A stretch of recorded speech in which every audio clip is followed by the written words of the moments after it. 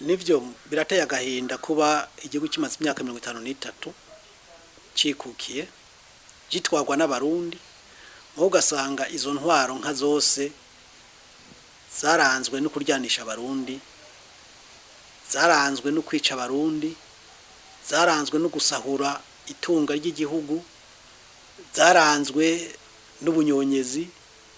N'uyu munsi ugasanga izo ntwaro zishaka guhindura igihugu nk'uko umenga ni cibare c'abatware, ugasanga umunyagihugu muto muto nta gaciro afise, ugasanga ivyari kubaka igihugu vyagiye mu mifuko y'abantu ku buryo leta igipanga aho ikorera.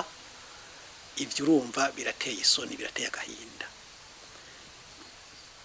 Ubutumwa rero nutanga twavuga tuti imyaka 53 umenga ntitumenye iyo tuva niyo tuja irahagije.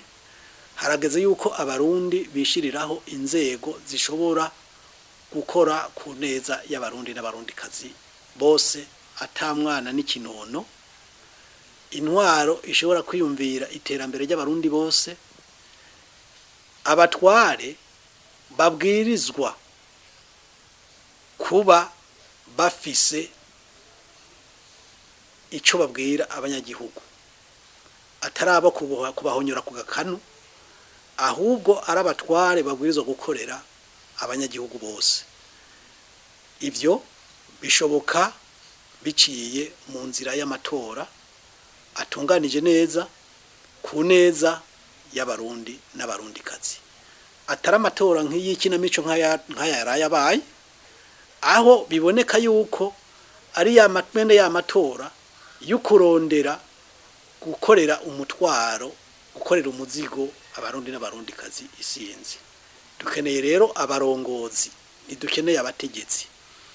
Abarongozi bitaho ineza yabo bahagarariye imbere, batanga akarorero keza mu kubaho kwabo, mu bikorwa byabo, mu nyifato zabo.